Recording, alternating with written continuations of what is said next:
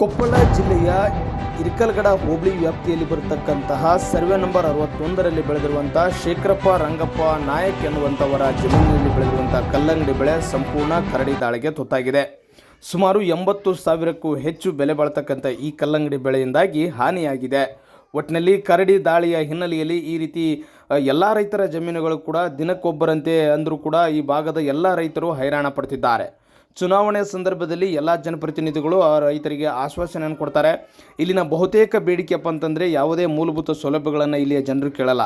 ಕರಡಿ ದಾಳಿಯಿಂದ ನಮ್ಮನ್ನು ಹೇಗಾದರೂ ಮಾಡಿ ಪಾರು ಮಾಡಿಬಿಡಿ ಸರ್ ಅನ್ನುವಂಥ ಮನವಿಯನ್ನು ಅದೆಷ್ಟೋ ಚುನಾವಣೆಯ ಸಂದರ್ಭದಲ್ಲಿ ಜನಪ್ರತಿನಿಧಿಗಳಿಗೆ ಮನವಿಯನ್ನು ಮಾಡಿಕೊಂಡಿದ್ದಾರೆ.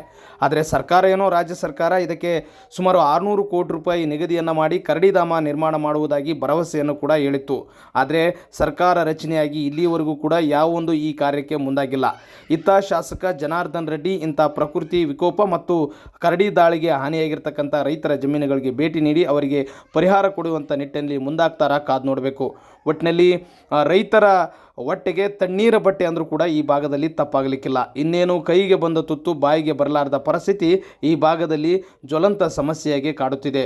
ಅದೆಷ್ಟೋ ಬಾರಿ ಈ ರೀತಿಯಾಗಿ ಕಲ್ಲಂಗಡಿ ಬೆಳೆ ಅಷ್ಟಲ್ಲ, ಇನ್ನಿತರ ಬೇರೆ ಬೇರೆ ಹಣ್ಣು ಹಂಪಲ ದಿನಸಿಗಳ ಒಂದು ಬೆಳೆದಿರ್ತಕ್ಕಂಥ ರೈತರ ಕರಡಿ ದಾಳಿಯ ಹಿನ್ನೆಲೆಯ ಸುದ್ದಿಗಳನ್ನು ಅದೆಷ್ಟೋ ಪ್ರಸಾರ ಮಾಡಿದ್ದೇವೆ. ಆದರೆ ಇಲ್ಲಿವರೆಗೂ ಕೂಡ ತೋಟಗಾರಿಕೆ ಇಲಾಖೆ ಅಧಿಕಾರಿಗಳಾಗಲಿ, ಅರಣ್ಯ ಇಲಾಖೆ ಅಧಿಕಾರಿಗಳಾಗಲಿ ಮತ್ತು ಸಂಬಂಧಪಟ್ಟಂಥ ತಹಶೀಲ್ದಾರ್ ಇಲಾಖೆ ಅಧಿಕಾರಿಗಳು ಪ್ರಕೃತಿ ವಿಕೋಪದಡಿ ಮತ್ತು ಈ ರೀತಿ ಕಲ್ಲಂಗಡಿ ಬೆಳೆ ಕರಡಿ ದಾಳಿಗೆ ಒಳಗಾಗಿರ್ತಕ್ಕಂಥ ಬೆಳೆಗಳಿಗೆ ಪರಿಹಾರವನ್ನು ಕೊಡಿಸುವಲ್ಲಿ ಮುಂದಾಗಬೇಕು ಅನ್ನುವುದು ನಮ್ಮ ಒತ್ತಾಸೆಯಾಗಿದೆ.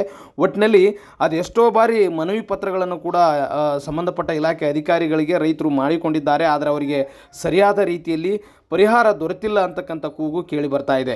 ಇನ್ನಾದರೂ ಸಂಬಂಧಪಟ್ಟಂಥ ಅಧಿಕಾರಿಗಳು ಸ್ಥಳ ಪರಿಶೀಲನೆ ಮಾಡಿ ಅವರಿಗೆ ಸೂಕ್ತವಾದಂಥ ಪರಿಹಾರವನ್ನು ಕೊಡಿಸುವಲ್ಲಿ ಮುಂದಾಗ್ತಾರಾ ಕಾದು ನೋಡಬೇಕು. ಈ ಒಂದು ಘಟನೆ ನಡೆದು ಕೊಪ್ಪಳ ಜಿಲ್ಲೆಯ ಹಿರೇಸುಳ್ಕೇರಿ ತಾಂಡ ಗ್ರಾಮದಲ್ಲಿ ಶೇಖರಪ್ಪ ಅಂತಕ್ಕಂಥ ರೈತರ ಜಮೀನಿನಲ್ಲಿ ಈ ರೀತಿಯಾಗಿ ಒಂದು ಕರಡಿ ದಾಳಿಯ ನಡೆದಿರ್ತಕ್ಕಂಥ ಘಟನೆ ನಮಗೆ ಲಭ್ಯವಾಗ್ತಾ ಇದೆ.